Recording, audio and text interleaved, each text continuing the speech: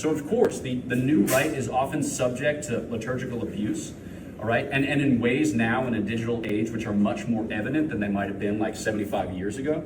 But the old rite was also subject to liturgical abuse, all right?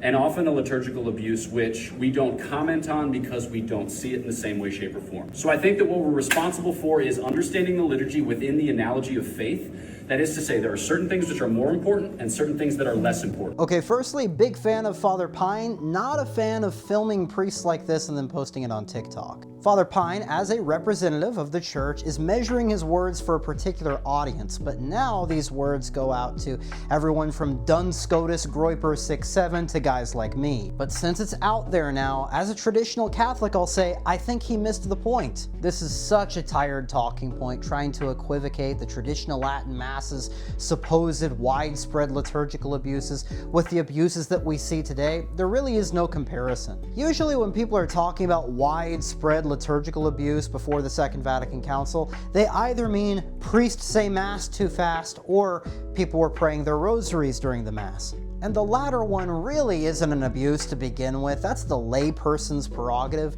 But even in the case of the priest saying Mass too fast when the canon is silent, I'll take that any day over what we see today. Ironically, the fact that we can point to definitive things that would be abuses within the traditional Mass is a point in its favor because it shows that there is a defined structure to it. Because when speaking about liturgical abuse in the Novus Ordo, nobody knows what's right and what's wrong. Is saying Mass facing the people a liturgical abuse?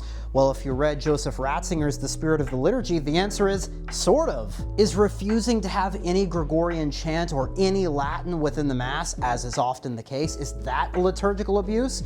Well, if you read the Second Vatican Council, the answer is again, it sort of would be. Is having girl altar boys a liturgical abuse? Well, according to Pope John Paul II, it would be. Oh wait, he changed his mind. How are lay people supposed to have a spiritually enriching routine if we don't even know what the standard is? So yes, while the liturgy should be about Jesus Christ and the Trinity, we learn this in Catechism, I still think this is a bit of an equivocation. And I don't think this cuts it, especially when traditional Latin Masses are being shut down across the world.